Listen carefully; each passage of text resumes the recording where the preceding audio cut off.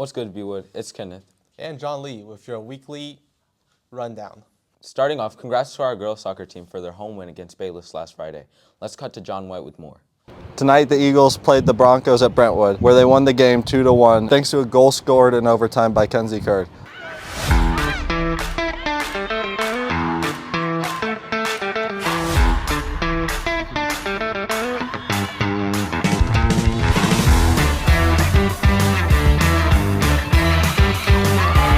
Feel about the Bayless game and your team's performance?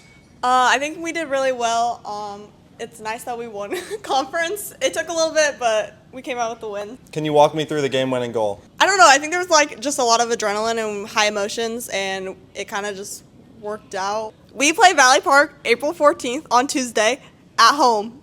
Also, this week in sports, Thames took a loss against Whitfield on Monday, but bounced back with a 7-2 win against McKinley on Thursday. Girls soccer also picked up a big win Tuesday, beating Maplewood 3-2, and they beat Crossroads 8-0 on Thursday. Baseball got beat on Thursday at Orchard Farms, and track will go to Northwest High School for a meet on Saturday. In school news, congratulations to Mr. Steve Ryan, Brentwood Middle School's 8th grade English teacher, for winning Teacher of the Year, and to our very own Dr. Ed Johnson for being awarded Principal of the Year by the St. Louis Association of Secondary School Principals. Tonight is prom, and today will also be an early release day. And today is Farm Animal Day. That's all. Wait, what? Farm Animal Day? Yep. Personally, I'm a cow guy. Okay, well, I hope all of you have fun and bust out a move tonight at prom. I see what you did there. Let's just segue to everyone's favorite segment this week. Elliot has your Week in 60. I'm Elliot with your Week in 60. A U.S. F-15 fighter jet was shot down over Iran on the 3rd day of April. Luckily, following a search and rescue mission, both pilots were found and both survived. The Super Mario Galaxy movie, the second in the series, released last week and has already grossed over $400 million. Savannah Guthrie returned to the Today Show for the first time in 2 months, following the disappearance of her mother on February 1st. The crew of the Artemis II rocket, which was launched last week, have officially been farther from Earth than any other human, surpassing the record held by the Apollo 13 crew. They're scheduled to return to Earth today. The 39-day conflict in Iran came to a halt on Tuesday with a 2-week ceasefire agreement between the United States and Iran. The agreement was that Iran would reopen the Strait of Hormuz for the next 2 weeks, as long as the U.S. didn't bomb the nation during that period. And in more exciting news, Tung Tung Tung Sahur was added to the Fortnite item shop last weekend, but is unfortunately gone already. That's all the news I've got from this week. Back to Kenneth and John. Thanks for that, Elliot.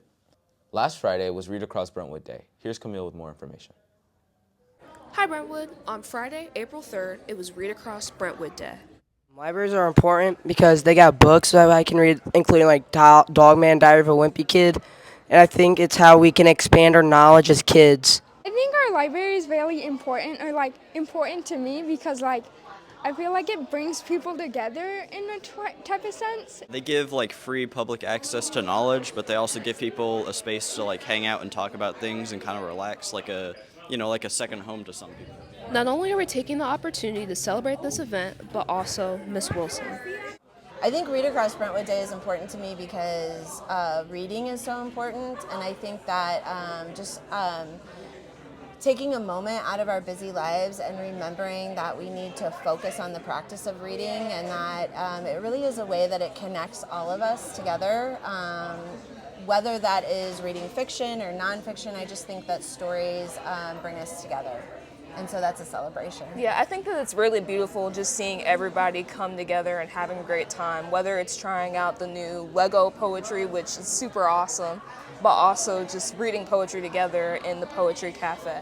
This year I wanted to focus it more on poetry and have everything about poetry, because April, not only is it Library Month, but it's also Poetry Month. Ooh, so. That is super awesome. I love that. Are there any changes that you have made to this year's event? So one of the things that we did was we added the Poetry Cafe. We didn't have that last year. Last year we had the Reading Cave. Okay. And so the Poetry Cafe has been an open mic session where we've had students that have gone in and they've read their own poems. There will come soft rains and the smell of the ground, and swallows circling with a shimmering sound. We also had an opportunity for students and staff to sign up before the event, so we were able to kind of plug them in a schedule.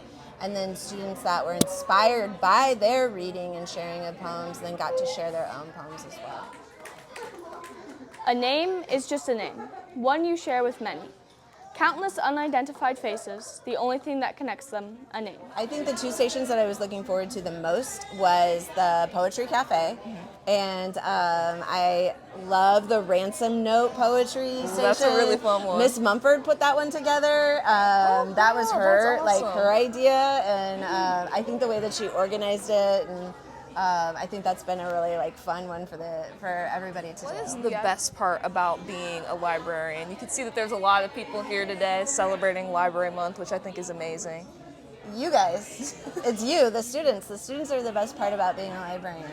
I think that, like, watching you guys grow, like, I get to be a librarian from when you guys start in 6th grade until you graduate. So I've known you, Camille, since you've been in 6th grade. And I've seen you grow in your reading, and, like, also your interests have grown.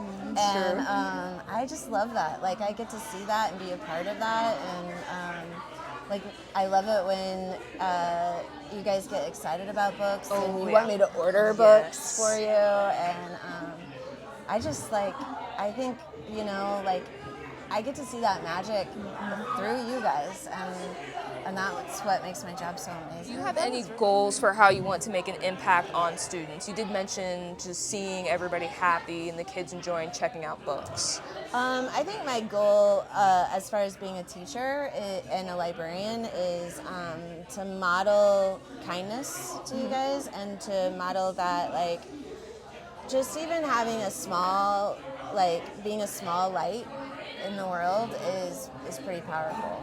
And so, because I'm not a classroom librarian, I'm not a classroom teacher, so I don't see, like, I see you, you know, like, not as often as I'd like to, but when I do see you, I hope that, like, my kindness and my passion shines through.